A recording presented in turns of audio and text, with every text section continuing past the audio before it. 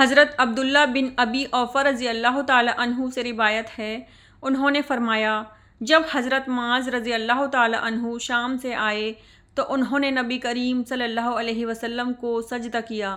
آپ صلی اللہ علیہ وسلم نے فرمایا معاذ یہ کیا ہے؟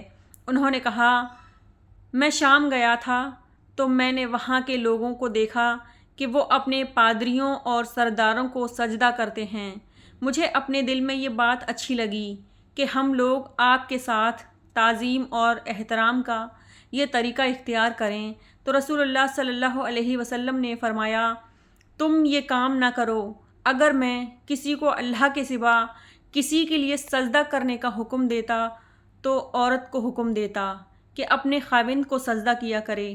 قسم ہے اس ذات کی جس کے ہاتھ میں محمد صلی اللہ علیہ وسلم کی جان ہے، عورت اپنے رب کا حق ادا نہیں کر سکتی جب تک اپنے خاوند کا حق ادا نہیں کرتی۔ اگر وہ اونٹ کے کجاوے پر بیٹھی ہو اور خاوند اس سے خواہش کا اظہار کرے تو اسے انکار نہیں کرنا چاہیے۔